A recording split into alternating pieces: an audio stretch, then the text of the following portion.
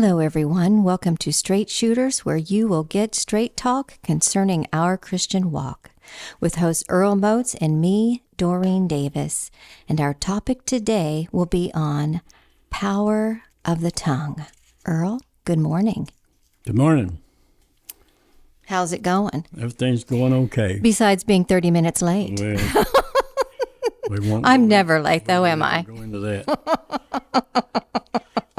If it was an everyday occurrence, it'd be all right, but it's not. No, it isn't. Okay, we're going to start off this morning with, as Doreen said, on the power of the tongue.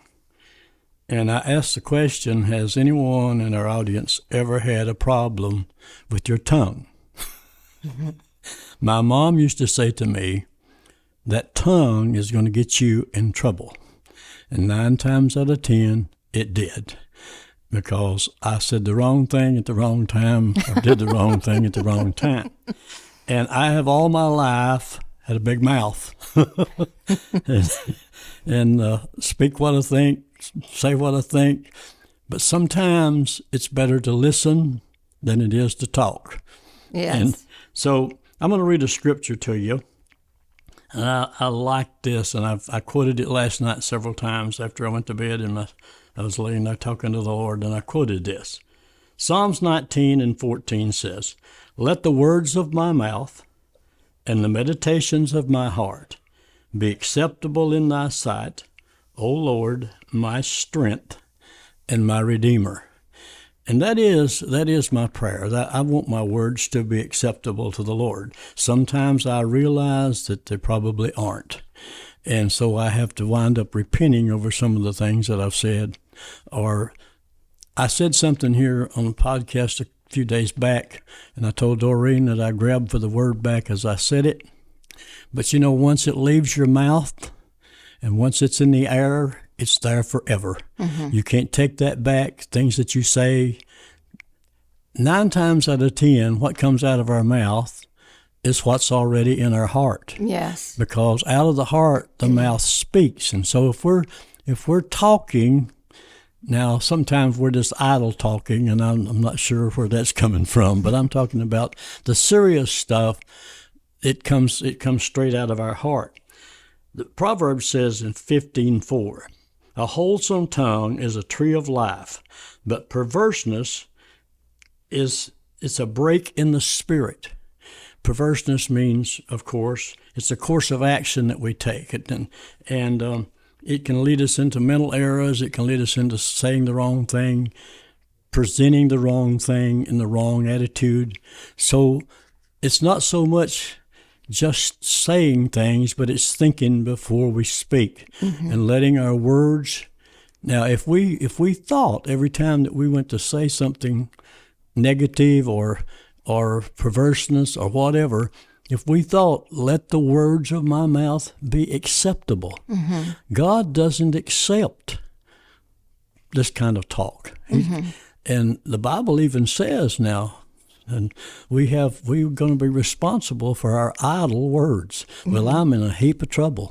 Yeah. I mean, because I speak a lot of idle words. I know that, but I'm thinking that's a little bit more deep than what we perceive it to be. So I know Doreen's going to talk quite a bit on this, so I'm just going to mention it one time.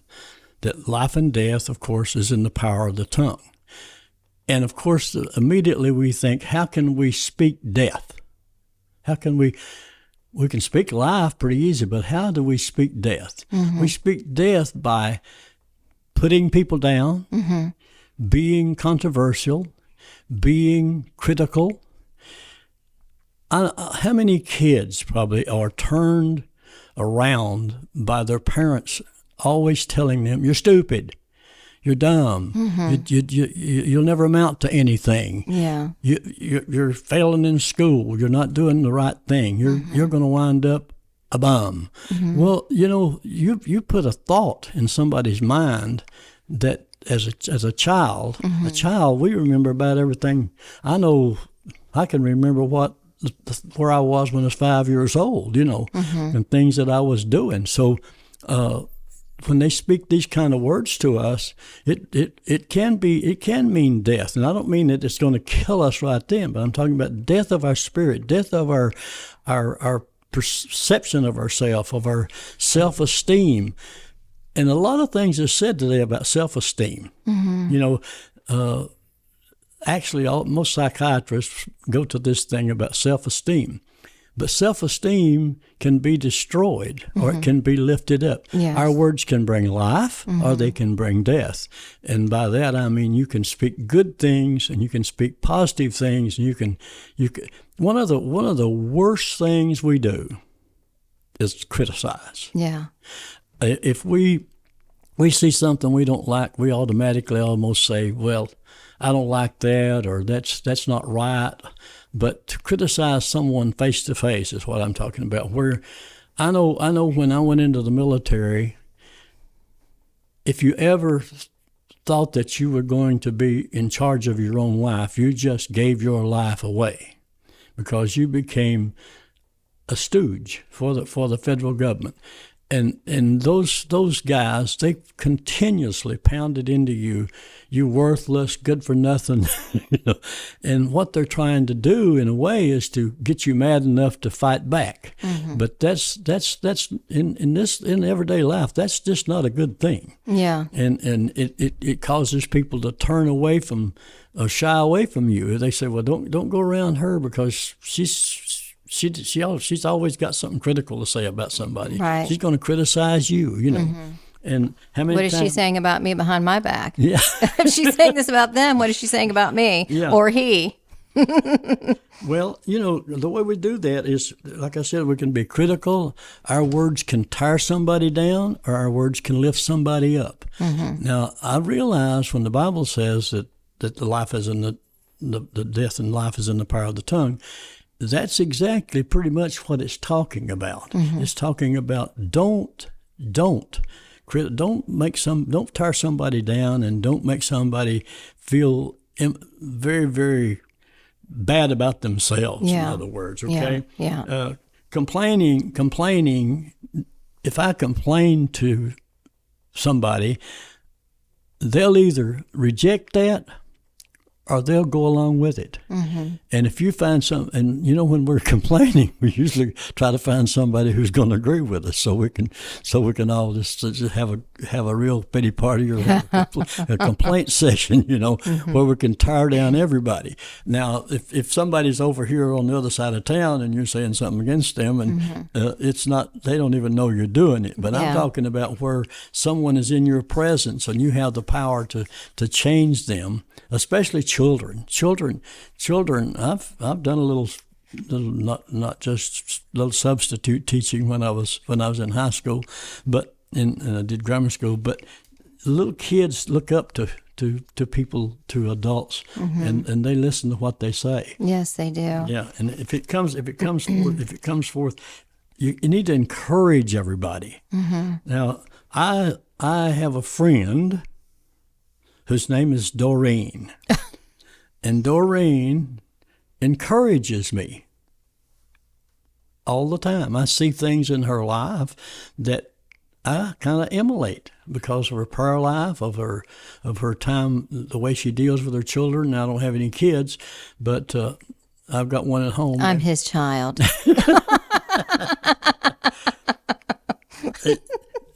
But our words can bring about positive changes, or they can bring about negative changes in a person's life and attitude toward the way that. Now, I'm going at this from just the standpoint. I know Doreen's going to get into the spiritual end of it, but I'm and this is spiritual here, but I'm just saying, be careful, be very, very careful, because your words. You say words can't hurt anybody. Oh, yes, they can. Yes, they can. They can tear you down in the worst way.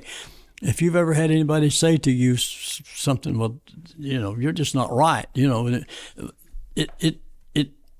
lowered you just a little bit. So you see what I'm saying? Yes. Okay. Speak blessings to people. Speak blessings over people. Now, instead of just kind of going along with the program, speak blessings over people when you be positive about. Go ahead, Doreen. Yeah, before you go into that, can I give some examples of what you were talking about? Absolutely. Go ahead. This program is also about us being real. So I want to share some real experiences from my own childhood of how words can have a powerful impact. I did not grow up in a home where I was encouraged. Because of my dad being an alcoholic, because of his hurts, his pains, and then, what my mom had to go through. Her focus was on keeping up with him. And she also had hurts through this whole thing as well, besides, I don't know what all she went through in her childhood.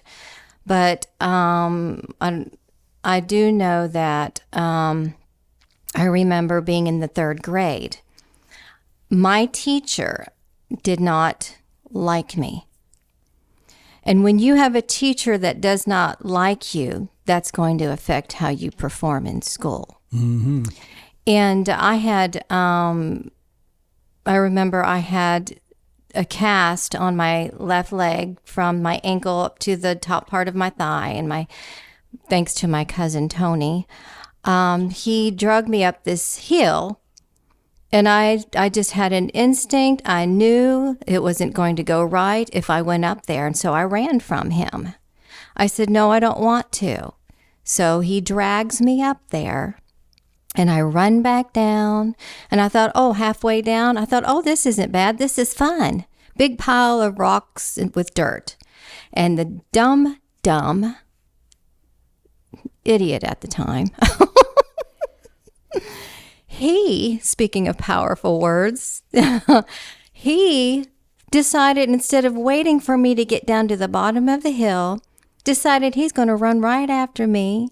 And of course he fell on me, and I cut my knee in such a way that I've got a bump there now, that I had to wear a whole cast. They had to do something.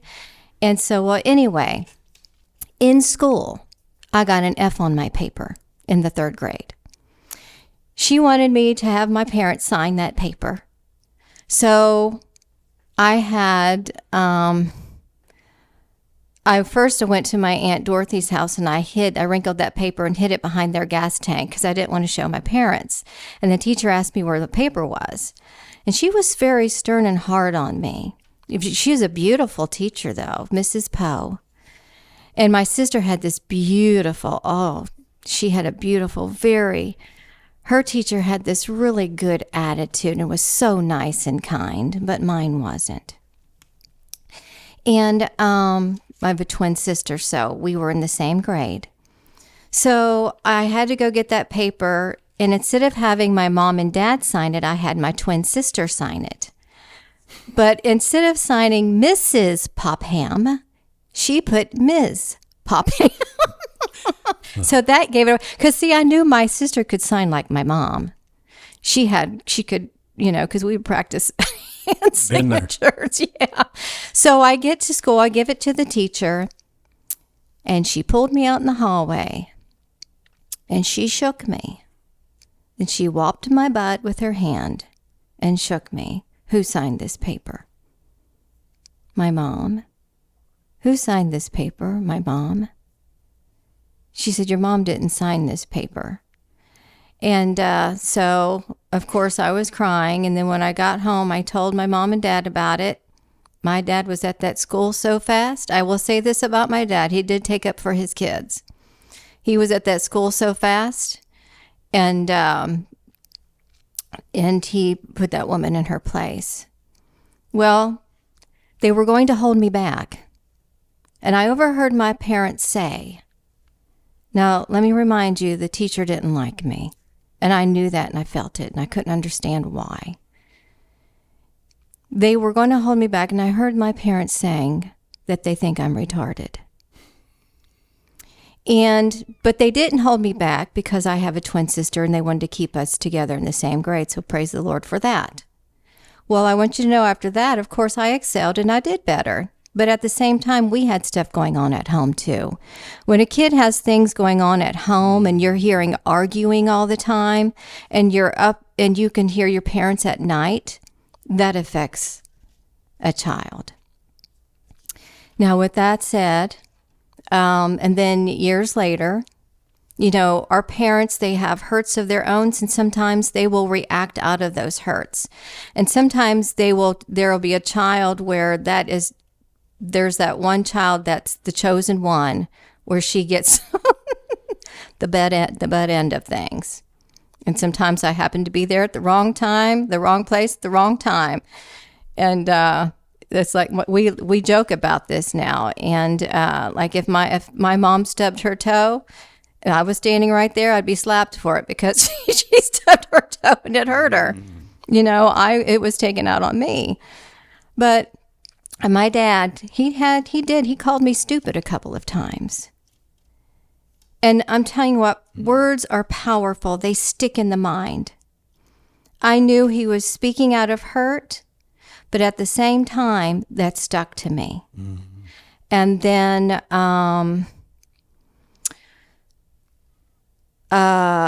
I, when I was, I guess, 21, I dated this guy for a short time, and he had jealousy because of where I was living and where he was living. He was studying to be a doctor, but he had a lot of insecurities.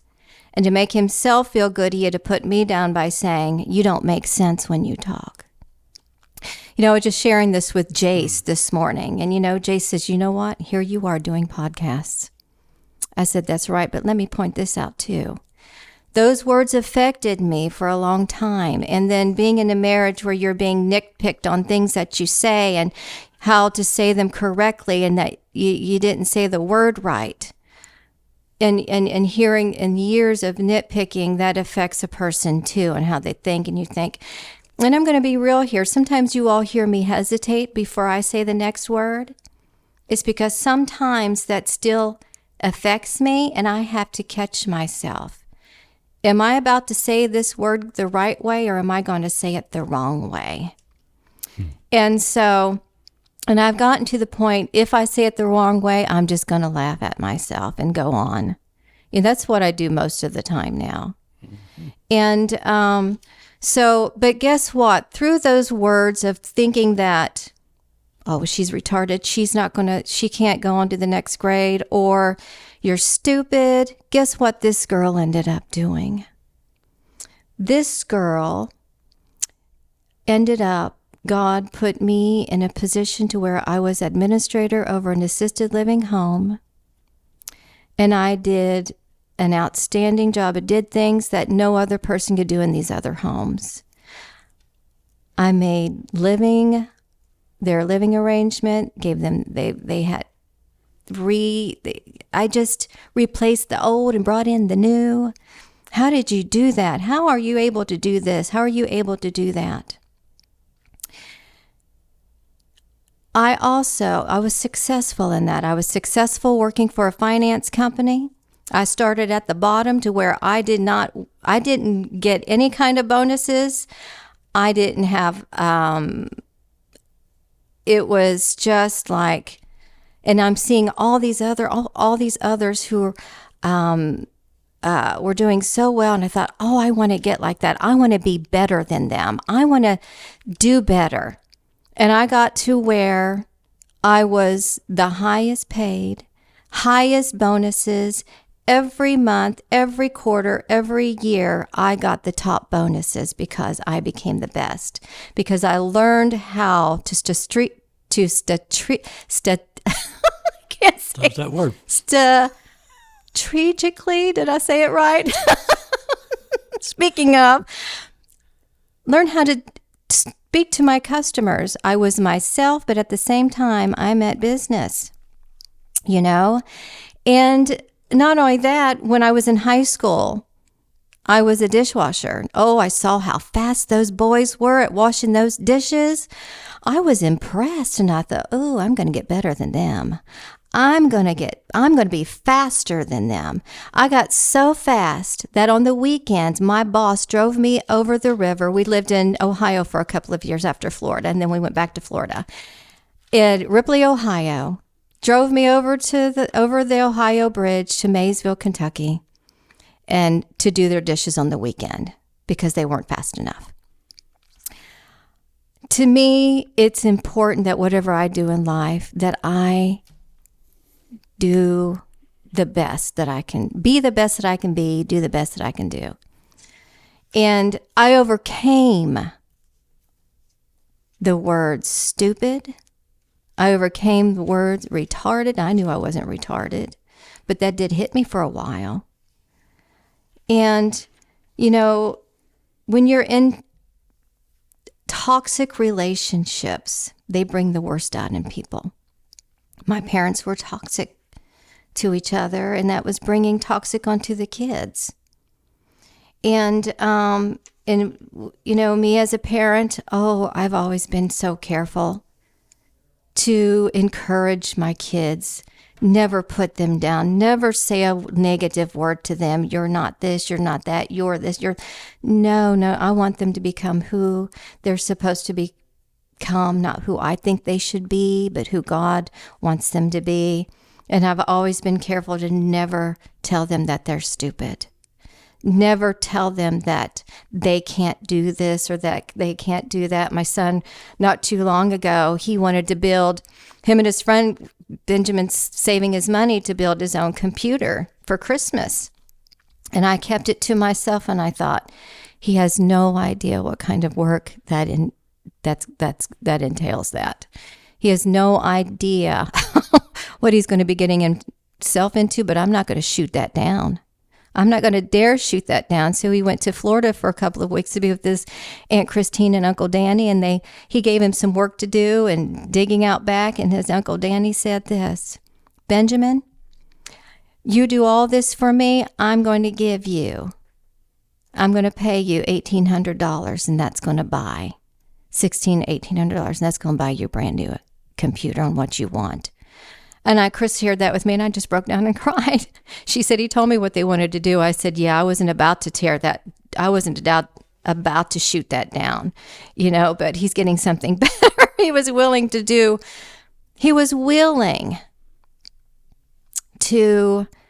something that would be hard and difficult, to where he ended up being blessed with something awesome. So my focus on how I overcame that, death and life are in the power of the tongues. Like Earl said, don't shoot your kids down. You don't know how you're affecting them. And what helped me come out of this is because I had God. A lot of these other kids, you don't have God. They don't have God in their homes. My parents, when I was a teenager, they came to know the Lord. But I grabbed onto him with all my heart when I knew who he was. And I knew how much he loved me and how he saw me. And today he still sees me as that little child. And so when I spend my time with him, I'm that little girl on his lap. I picture myself as that little girl on his lap coming to him, because that's how he sees us. And we need to see our children as those children, the teenagers, the 20-year-olds. I have a 20-year-old who I'm dealing with, who she's finding her way. But at the same time, she knows more than mom. And at the same time, there's that attitude. And I have to watch myself, but I have my moments with her. I'm not made of stone, and I'm tired of feeling like I have to be made of stone, because I don't. She's a good girl. I love her, and she's got a promising future. But I do not ever shoot her down, and I will never shoot her down. I did say a couple of weeks ago, where's your brain at? And then she says, oh, and then she literally took that, and I said, and I had to really hit that right away and say, I didn't mean it the way that you took it. because you're a very smart girl. Matter of fact, you're smarter than I was at your age. I want you to know that. I'm always telling her how smart she is. My kids are very smart. They're smarter than I was at their age.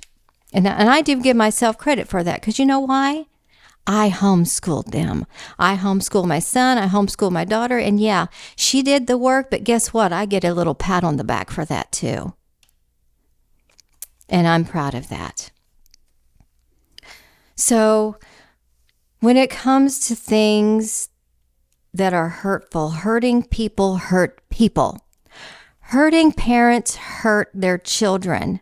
But they should never take their hurt out on their kids, because they didn't hurt you. They didn't hurt you. Your hurts come from your past. So it's important that we, like I said, I grew up. I eventually, my focus became on the Lord and how He saw me. And no one can value you the way that God values you. Keeping our eyes on God, keeping our eyes on how much He loves us is what got me through it, is what helped me to overcome it. He helps us to overcome the negative issues in our lives. That's what the Bible is good for. But focusing on His love helped me overcome those things. And it helped me become who He's creating me to be. And it's helping me get to my destiny. It helps you overcome to become what God created you to be. And it gives you the confidence. It gives you and us the confidence in who we are. Hurtful, unhealed things cannot help us reach our destiny. Overcoming and sharing these things will help others, and it will help lead you to your destiny, but not just yours, but it will help them get to their destinies, to their purposes. Earl, what do you think? Well, you said one thing that you got an F. Oh, was in that? School. Mm-hmm. I never did get an F. You didn't have You to. know why I didn't get an F? Why? Because I knew that meant finality. If I took my grade card home and I had an F on it, I might as well pack my because I knew better than to get an F. Yeah. If I'd have got an F, I'd have just tore up the grade card and got my little satchel. Yeah. But my parents were not educated. But so all the more reason why they wanted us to be. Now, my mother was. My dad was third grade education. He was a farmer, smart in a lot of ways, but didn't have any education. My mom was a school teacher. She was qualified to be. She never taught school, but she was qualified to be. So consequently, I knew a lot of stuff before I ever started school. I could say my ABCs, I could write my name, I could tie my shoes, I could do all of these things that, of course, everybody ties their shoes before school age, but if you're smart at all. But the things that I learned at home from them was integrity. My dad said, if you speak something, you do that. If you shake hands with a person, never signed a note in his life, I don't guess. They just shook hands on it, and that was it back in those days. But the words that we say should be taken very, very seriously, because they mean a lot to who you're talking to. And they can't, like I said, they can never be taken back. So once you say that, the Bible talks about speaking the truth in love. If you speak the truth, it's always going to be the right thing. Yes. Don't manipulate people. There's that word again, Doreen, manipulation. Yes. Okay. Exaggeration, fabrication, lies, gossip, slander. All those things should never, ever, ever, ever come out of our mouth. As a Christian now, I mean, the world does this on a whole scale basis. Yeah. But we're not of the world. And when we're speaking things, we should be speaking the oracles of God. We should be saying what there used to be a thing going around, what would Jesus do?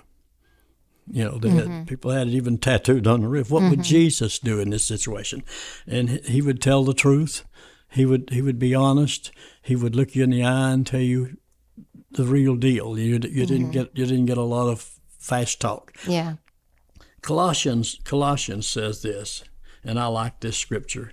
Colossians 3:9-10 says, "Do not lie one to another, seeing that we have put off the old self with its practices, and have put on the new self, which is being renewed in knowledge after the image of our Creator." Now, that just simply says to me, don't lie to each other about anything. And a lot of people say, well, I didn't tell a lie. I said, well, you shook your head no. When it was yes. Yeah. You lied. To that person, you lied, okay? I'm going to give you a few tips on how to use your tongue. Now, this is coming from a guy that speaks a lot, okay? But think before you speak. This is one of the problems I have of getting my mouth in gear before my brain gets going, you know. Practice self-control and everything. Don't get led off into things. Be aware of your emotions. Emotions can just trigger things in you that cause you to say things that you shouldn't say and do things you shouldn't do. Listen more than you speak, it says. Listen more than you speak. Apologize to people when it's necessary. Now, these are just pray and ask God for help. When I go to bed at night, I do a lot of serious praying. I pray for myself. I pray for my wife. I pray for my family, our church, everything that I can think of to pray for. But one of the main things I pray for is, Lord, if I've said anything today or anything came out of my mouth, and sometimes it does, that wasn't compatible with your thoughts, then forgive me for it and remove it out of my life. Yes. Okay? The Bible talks about the tongue being an unruly member out of control. Do you know people who just completely out of control when they talk? Yeah. I mean, they just put forth something. Okay, we're running out of time. Okay. All right. I'll shut up. No, finish what you're going to say. Well, I'll finish. I'm through. I'm done. Oh, okay. So, as parents, we cannot mimic what our parents did. Sometimes it can be a struggle, but you have to say no, because that child is more important than than mimicking what they did. So don't be your parent. Don't be a negative to your child. I'm not saying don't be the parent. You're the parent, and they don't dictate the rules, you do. They don't dictate how you run your home, and they don't get to be disrespectful. I'm not talking about that. If they're disrespectful, then they need to be corrected. But be corrected in the right way, not the wrong way. Life and death is in the power of the tongue. And I think we should probably do a part 2 on this, because there's more things to get into about the power of the tongue, and that's speaking over our own selves and over our own lives. We can speak life over ourselves or death over ourselves. But we're talking about other people, whether they've spoken life over us or death over us. We speaking life over our families or death over our families. Are you telling your child or your sibling, oh, they're not going to amount to anything? If you are, you need to stop that. Because what you're doing is you're injecting your own personal life onto them. Are you unhappy? Don't project your unhappiness onto someone else. And I know I had this glamour shot done when I was in my early 30s. And I gave one to my dad. And my dad, this is what he said. Doreen thinks she's a movie star. That shot my photo down. That shot me down. But I realized it was only because of how he felt about himself. And I never saw myself as a movie star, never will. and don't want to. But that hurt. That did hurt me for a moment. Yes, it did. And but I've learned to overcome those things. And because I get right back up and I start all over again and I'm ready for the next day. Give me your best shot. I can take it. Hit me with your best shot, Pat Benatar. I can take it. But there are people out there that can't take it because they don't know how to deal with it. They don't know how to handle it. So don't project how you feel about yourself onto others. Some people don't want to see others succeed because that's how they see themselves. They see themselves as a failure. They want you to be a failure. Life and death are in the power of the tongue, and you will answer for the things that you've said to other people. You know, I look at the whole picture with my parents. There's a whole picture. I love them and I respect them. My dad moved here to Cleveland, Tennessee to be with me, but it was to be with the Lord because I represented God. He knew that the Lord at times spoke through me to him. And so I had that relationship with him, and I made sure that I'd had no regrets with him before he died. I knew that day was going to come one day, and I did not want to have any regrets. So I was there when he needed me. Whenever he needed me, I made sure to be there for him because I loved him no matter what. And I love my mom no matter what. And I know my dad loved me. I know that he loved me the best way that he could, and I know that. And I can tell you this, on his deathbed, I knew without a shadow of doubt that he loved me.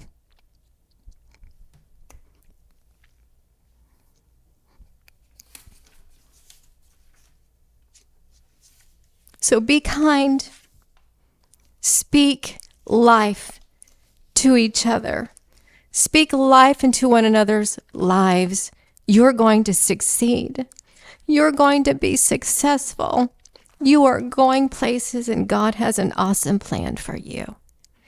You are smart. You're brilliant. And you're going to be better than I was.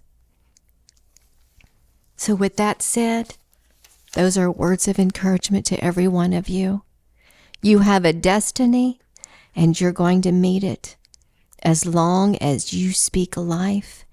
Overcome those negative things because they're not who you are.